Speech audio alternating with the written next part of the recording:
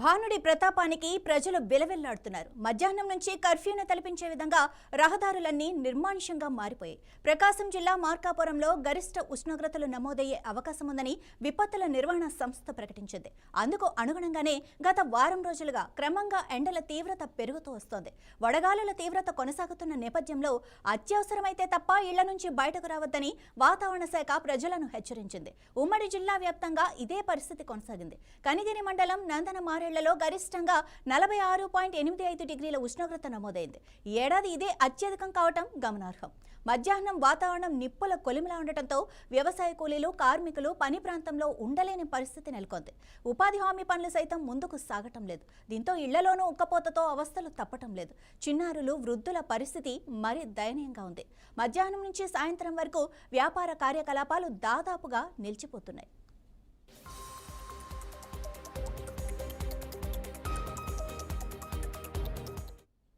మధ్యప్రదేశ్ నిప్పుల కొలిమిలాగా ఏర్పడుతుంది. గత కొద్ది రోజులను చూస్తే 41-42 డిగ్రీలు ఉన్న ఎండ ఉష్ణోగ్రతలు ఇప్పుడు ప్రస్తుతాన్ని చూస్తే ఈ రోజు 44 నుంచి 45 డిగ్రీలు వరంగల్ నగరంలో ఏర్పడుతుంది. ఇదే కాకుండా చూస్తే మొత్తం తెలంగాణ రాష్ట్ర వ్యాప్తంగా కూడా ఎండ ఉప్పిరి పిక్కిరి చేస్తుందని చెప్పేసి ఉష్ణోగ్రతలు చెప్తున్నాయి.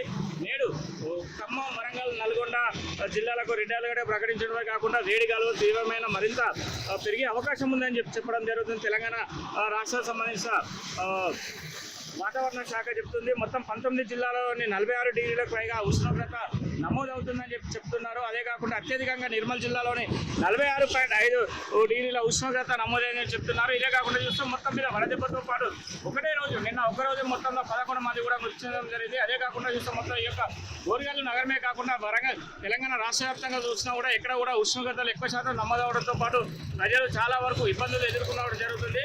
దీనిపైన డాక్టర్లు కూడా సరైన సూచనలు ఇస్తూ ఇటు వైద్య ఆరోగ్య శాఖకు సంబంధించిన అధికారులు కూడా మొత్తం ప్రజలు నిర్లక్ష్యంగా ఉండకుండా వారు ఉదయం 11 గంటల లోపు ఏదైనా పనున్నా కూడా చూసుకొని ఇంటికి రావాలి, మళ్ళీ సాయంత్రం 5 తర్వాత బయటికి వెళ్ళాలని చెప్పేసి ఇటు వైద్య ఆరోగ్య శాఖ కేంద్రాలు కూడా చెప్పడం జరుగుతుంది. అదే కాకుండా చూస్తే మొత్తం ఈ యొక్క తెలంగాణ రాష్ట్ర వ్యాప్తంగా ఇదే మొత్తానికైతే ఈ గోల్డ్ మైనింగ్ ఉన్న ఏరియా ప్రాంతంలో చూస్తే ఇటు భూపాలపల్లి కానీ, రామగుండం, కొత్తగూడెం, బొగ్గుంట, ఇంద్రాంత, మందమర్రి, ఈ మంచిర్యాల తదితర ప్రాంతాల్లో కూడా ఉష్ణోగ్రత వేడి తీవ్రం బాగా ఉండడంతో పాటు ప్రజలు ఇబ్బందులు ఎదుర్కొంటున్నారని చెప్తున్నారు. దీనికి సరైన సూచనలు తీసుకోవాలని చెప్తున్నారు. ఎవరైనా కూడా డిహైడ్రేషన్ అయినా కొద్దిగా కూడా ఇమ్మీడియట్లీ ఎక్కువ శాతం వాళ్ళు ఆరోగ్యం కాపాడుకోవాలని చెప్పేసి అధికారులు కూడా తెలియజేయడం జరుగుతుంది. ఎందుకంటే ఎండలలో కూడా ఎక్కువ శాతం తిరగకుండా ఉండాలని చెప్పేసి ఇటు ప్రజలను కూడా ప్రభుత్వం కూడా కోరుతున్నారు. ఎందుకంటే రాష్ట్ర ముఖ్యమంత్రి కూడా ఈ యొక్క ఎండ తీవ్రత పైన కూడా అధికారులకు కూడా నిన్న దిశానిర్దేశం కూడా చేయడం జరిగింది. ఇదే కాకుండా చూస్తే బయటికి వెళ్ళే వారు కూడా ప్రతి ఒక్కరు మనం చూడొచ్చు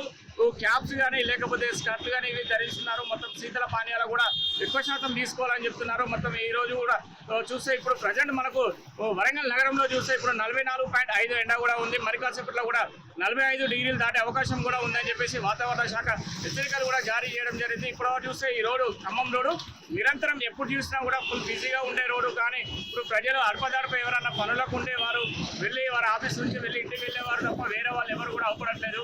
ఇకనైనా కూడా అన్ని జాగ్రత్తలు తీసుకొని జాగ్రత్తగా ఉండాలని చెప్పేసి వాతావరణ శాఖ హెచ్చరికలు జారీ చేస్తుంది. రూపంతో తెలంగాణ రాష్ట్ర వ్యాప్తం మొత్తం బగబగ మండిపోతుంది. ఎక్కడ చూసినా కూడా నిప్పుల కొలిమిలాగా ఏర్పడుతుంది. గత కొద్ది రోజులను చూస్తే